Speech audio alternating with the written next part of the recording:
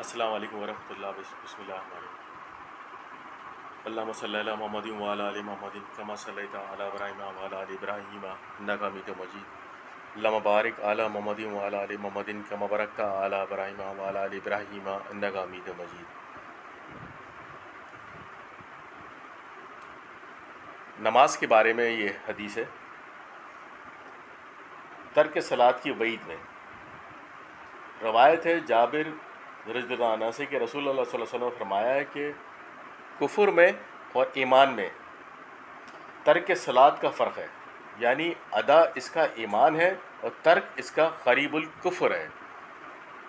حدیث نمبر 2619 ترمذی کی۔ فرمایا آپ صلی اللہ علیہ وسلم نے بندے کے اور کفر یا شرک کے درمیان ترک صلاۃ کا فرق ہے۔ روایت ہے عبداللہ بن بریدہ سے 2621 ترمذی کی۔ فرماتے ہیں اپنے باپ سے کہ فرمایا رسول اللہ صلی اللہ علیہ وسلم نے کہ وہ عہد کہ ہمارے اور کافروں کے درمیان میں ہے نماز ہے، وہ عہد کہ ہمارے اور کافروں کے درمیان میں ہے وہ نماز ہے، پھر جس نے اسے چھوڑ دیا وہ کافر ہو گیا۔ 2622 ترمذی کی روایت ہے عبداللہ بن شقیق عقیلی سے کہ اصحاب رسول صلی اللہ علیہ وسلم کہ کسی چیز کے ترک کو اعمال میں سے کفر نہ جانتے تھے سوائے نماز کے۔ نماز کی انتہائی ویلیو ہے دین اسلام کے اندر، کہ نماز ہمارے سب سے پوچھا جانے والا حقوق اللہ کے سوالوں میں سے سب سے پہلا سوال ہے کہ نماز کے بارے میں پوچھا جائے گا۔ اور نماز جو ہے وہ اس کی اصلیت وہ یہی ہے کہ انسان وقت کے اوپر اور خشوع و خضوع کے ساتھ ادا کرے، اور سب سے پہلے کوشش یہی کرے انسان کہ آپ اس کو دیکھیں کہ سمجھنے کی کوشش کریں کہ نماز مومن کی معراج کہا جاتا ہے، یعنی کہ اللہ کے قرب حاصل کرنے کے لیے ایک زبردست ذریعہ ہے یہ نماز، کہ جس سے آپ اللہ کے انتہائی قریب ہو جاتے ہیں۔ دین کا ستون کہا جاتا ہے نماز کو۔ بغیر نماز کے اللہ تعالیٰ کو آپ کی محبت ایکسیپٹ ہی نہیں ہے، کہ آپ اپنی زبان سے صرف کہتے رہیں کہ مجھے اللہ سے بڑی محبت ہے، میں اللہ سے بہت ڈرتا ہوں، میں اللہ کا بہت۔ بغیر نماز کے اللہ تعالیٰ کے سامنے کوئی محبت اس طرح کی لفظی باتوں کی کوئی ویلیو نہیں ہے اس چیز کی۔ جب انسان نماز پڑھے تو اس کو یہ سب سے پہلے یہ چیز اس کو خیال کرنا چاہیے اس بات کا کہ خشوع و خضوع کے ساتھ، کہ وہ یہ دیکھ لے کہ میں اپنے رب کے سامنے کھڑا ہوں، اور میں جو کچھ بھی کلمات ادا کر رہا ہوں نماز کے اندر، تو وہ میں اپنے رب سے باتیں کر رہا ہوں۔ اور اگر یہ نہیں ہو سکتا تو کم سے کم یہ تو سمجھے کہ وہ تو مجھے دیکھ رہا ہے نا۔ ایک انا ہوتی ہے انسان کے اندر، جب ہی اس چیز کو اتنی زیادہ بلند مرتبہ دیا گیا نماز کو، وہ انا اس نماز کے ذریعے ختم ہو جاتی ہے۔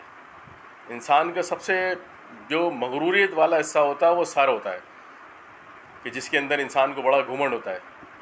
وہ جب انسان اپنے رب کے حضور اپنی ناک زمین پہ رگڑ دیتا ہے، زمین پہ رکھ دیتا ہے، اور پیشانی اپنی زمین پہ رکھ دیتا ہے، دونوں انا والی چیزیں، تو وہ اپنے آپ کو اپنے رب کے سامنے حقیر ظاہر کر دیتا ہے، اور سجدے میں جا کے کہتا ہے سبحان ربی الاعلیٰ، تو ہی وہ ذات ہے جو سب سے بڑھ کے اعلیٰ ہے، میں تو حقیر ہوں، میں تو فقیر ہوں، دینے والی ذات تو ہی ہے۔ جب یہ چیز آپ کرتے ہیں اس کے اندر، تو آپ کے اندر سے وہ انا ختم ہو جاتی ہے، غرور ختم ہو جاتا ہے۔ شیطان نے یہی کیا تھا نا، جس کی وجہ سے مردود ہو گیا۔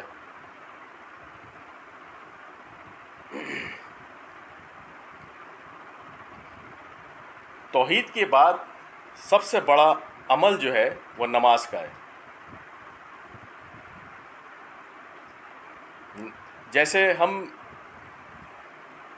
فرائض ہیں ہمارے، توحید ہے کہ اللہ کو ایک ماننا ہے، معبود قل هو اللہ احد، اللہ کو ایک ماننا ہے، شرک نہیں کرنا ہے۔ اس کے بعد ہے روزہ. روزے کی کنڈیشن یہ ہے کہ انسان ایک وقت آتا ہے کہ نہیں رکھ پاتا روزہ, بڑھاپے کی وجہ سے, مرض کی وجہ سے روزہ نہیں رکھ پاتا انسان, تو چھوٹ ہے اس کی کہ اس کنڈیشن میں ہے کہ نہیں. اسی طرح حج بھی فرائض میں سے. اب آپ کے پاس مال نہیں ہے تو نہیں کریں گے حج, چھوٹ ہے. اسی طرح زکوٰۃ ہے, فرض ہے, لیکن مال نہیں ہے آپ کے پاس, نہیں دیں گے آپ زکوٰۃ, چھوٹ ہے. نماز کے اندر ایک ڈفرینٹ چیز ہے, اس لیے اس کو سب سے زیادہ اعلیٰ, اس کی چھوٹ نہیں ہے, کسی صورت چھوٹ نہیں ہے. چاہے آپ عمر کے کسی حصے کے اندر بھی بیٹھے ہوں, چاہے آپ بیمار ہو, چاہے آپ لاغر ہو, چاہے آپ کسی کنڈیشن کے اندر بھی آپ بیٹھ کے پڑھیں, بیٹھ کے نہیں پڑھ سکتے تو آپ لیٹ کے پڑھیں, لیٹ کے نہیں پڑھ سکتے تو آپ اشاروں سے پڑھیں, آپ کی معافی نہیں ہے کسی صورت میں. اس کی نماز آپ نے ہر صورت میں ادا کرنی ہے.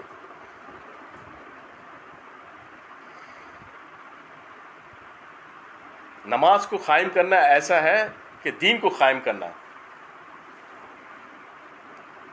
اس کے اندر شروعات انسان کی اسی طریقے سے ہوتی ہے کہ انسان کو فی الحال ایک نماز, ایک شیطان کا بہکاوا بھی ہوتا ہے نا کہ اس کو ختم بھاری ہو جاتے ہیں, کہ انسان سے 2 رکعت نہیں پڑھی جا رہی ہوتی ہے. ایسا لگ رہا ہوتا ہے جیسے کہ کسی پہاڑ کے اوپر چڑھنا ہے. کون صبح صبح فجر کو اٹھے, اوف مائی گاڈ, کون صبح صبح اپنی گرم رضائیوں میں سے نکلے, اور کون گرمیوں کے سیزن میں سے اپنے اے سی والے روموں سے نکلے. یہ ایک چیر کے نکلنے والا عمل ہوتا ہے, لیکن مومن کے لیے کچھ نہیں ہے. جو پڑھتا ہے, جس کو دل ہے, جس کو ایک دفعہ آپ عادت ڈالیں نماز پکڑنے کی, پھر نماز آپ کو نہیں چھوڑے گی, وہ آپ کو پکڑ لے گی. پھر آپ کو تمام جہاں میں سب سے عزیز چیز جو ہے نماز ہو جائے گی. آپ چاہے اے سی میں سو رہے ہو, آپ اٹھیں گے, چاہے آپ بیمار ہو, آپ سے اٹھا نہیں جا رہا, آپ کا دل وہیں لگا رہے گا کہ نہیں یار نماز نہ نکل جائے میری, نماز نہ چھوٹ جائے, نماز پڑھنا ہے ہر صورت کے اندر. بیماری میں بیٹھا ہوا ہے, آپ کا دل لگا رہے گا یار میں بیمار پڑا ہوں, مجھ سے پڑھا نہیں جا رہا. یہ وہی لوگ جانتے ہیں جو 5 وقت کی نمازیں خشوع کے ساتھ پڑھتے ہیں. یہ مزہ وہی لوگ جانتے ہیں اس چیز کا. شروع والوں کے لیے ابتدا جو کرتے ہیں ان کے لیے بڑی بھاری ثابت ہوتی ہے. کسی سے اٹھا نہیں جا رہا, کسی کو شیطان بہکا رہا ہے, کسی کو کچھ ہو رہا ہے, کسی کو 10 وسوسے آ رہے ہیں, کسی کو ناپاکی کا مسئلہ آ رہا ہے. ہزاروں وسوسے اس کے پاس پیدا ہو جائیں گے کہ ابھی پڑھ لیتے ہیں, بعد میں پڑھ لیتے ہیں, قضا پڑھ لیں گے, معافی مانگ لیں گے. کچھ اس چیز کی معافی نہیں ہے. پڑھنا ہے تو پڑھنا ہے. وہ چاشنی آپ چکھ کے تو دیکھیں اس کی, پھر وہ نماز آپ کو نہیں چھوڑے گی. مزہ نہ آئے تو پھر بھی آپ نے پڑھنا ہے, جو پھر تو زیادہ آپ اللہ کے لیے پڑھ رہے ہیں نا. مزہ آ جائے تو وہ اس سے بھی بڑھ کے ہے پھر آپ کا حساب کتاب, کہ آپ کے اندر دل ہی اس میں سے ہٹ نہیں رہا, آپ کا مسجد میں دل لگا ہوا ہے. تو ایسی تھوڑی وہ جہاں کوئی سایہ نصیب نہیں ہوگا وہاں اللہ کا سایہ ہوگا, تو وہاں صرف جو ہے جس کا دل مسجد میں لگا رہا ہے وہ ان 7 میں سے ایک یہ بھی ہوگا کہ جس اس سائے کی طرح. شکریہ.